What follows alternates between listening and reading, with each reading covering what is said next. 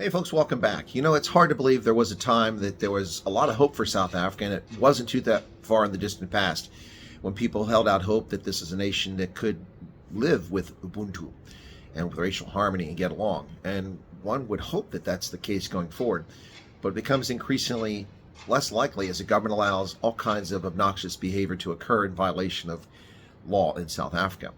But let's harken back to a time when things did look brighter.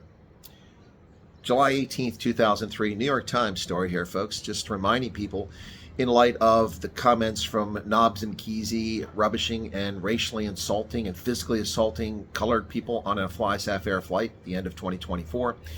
We've got the likes of Nota Boloye running around saying that whites should be slaughtered and driven into the sea and calling them racially inferior. And the South African Human Rights Commission, or should I say Captured Human Rights Commission, is silent on these issues, while still demonically pursuing Ronaldo Gous over a 15-year-old academic video, which they falsely portrayed, and which was actually used as hate speech by the people who published it by altering the video and not showing the full context of it. They actually created the hate speech crime, yet they've not been charged with it.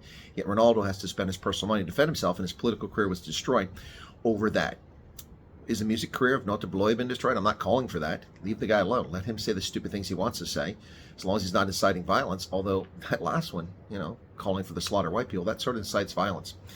But in 2003, before Juju Malema's trial for hate speech, which apparently isn't hate speech, is protected now under South Africa's increasingly anti-human agenda, the South African panel reverses its ruling on hate speech. The South African Human Rights Commission ruled today that a slogan chanted at the funeral of an anti-apartheid leader last year, "Kill the Boer, kill the farmer," is hate speech and is not constitutionally protected.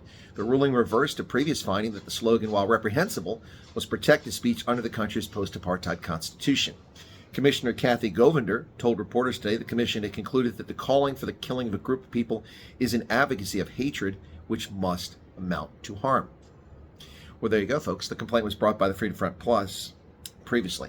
That's 2003. There was hope for South Africa back in 2003 that the rule of law could stand up and people could live together. But you have now people openly calling for the slaughter of white South Africans, and the government of South Africa saying nothing about it. In fact, the only person speaking about this recently has been Elon Musk and Donald Trump, of all people. It's not the government of South Africa, it's not the police service in South Africa, it's not the courts, it's not the groups who supposedly protect minorities. It's a shocking development. Now, on top of that, there's a move by a bunch of economic freedom fighter wannabes to resurrect the name of Peter Mokaba. We are determined and we are not apologizing to anyone. To crush white supremacy, to destroy white supremacy, to destroy Boer system. I am not going to apologize to them, to anyone.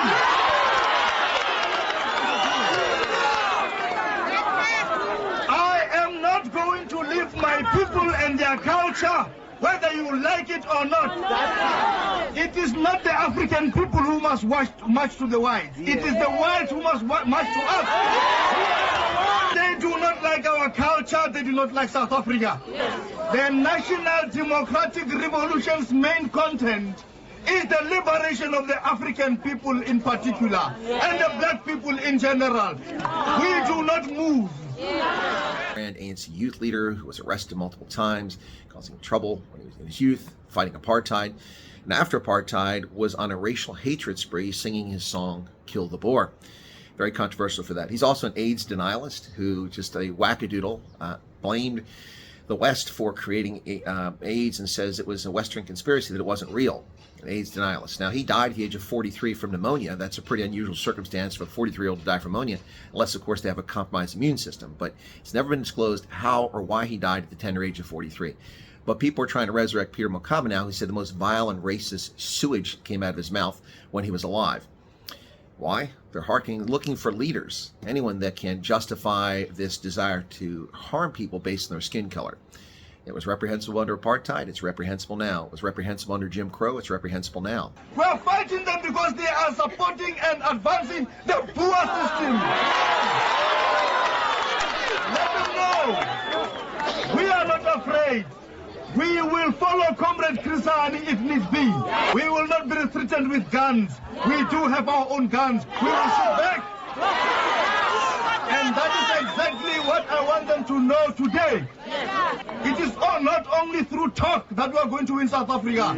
It is through struggle, through dealing them hammer blows after hammer blow. That is exactly what the struggle is about. You must not only claim Guguletu and Nyanga, go and claim the whole land, which is owned by the farmers. It is our own land. Attacking people regardless of their skin pigmentation, for their skin pigmentation, is simply flat out racist. There's no other explanation for it. You can't justify it in a moral world. It's not moral, it's not just, it's not correct. So the effort to resurrect Peter Mokaba, many people have never heard of the guy, but many of us have heard of him, know who he is. The AIDS denialist, the man who died at the tender age of 43 from pneumonia. Again, an odd situation. But his firebrand commentary and his nonsense really have begun to inspire a new generation of hate-filled people who want to harm people based on their skin pigmentation. Where is the United Nations? Where is the African Union? Where is the European Union? Well, they're actually complicit in this. They are complicit making financial guarantees to allow the South African government to continue what it's doing. Where are the opposition parties? Many of them now voting with the African National Congress in Parliament to pass budgets that impoverish people. What's going on in South Africa? Is anybody in charge? Is anybody in power? Give a flip about everyday South Africans, black, white, colored? Do they really? It doesn't seem that way.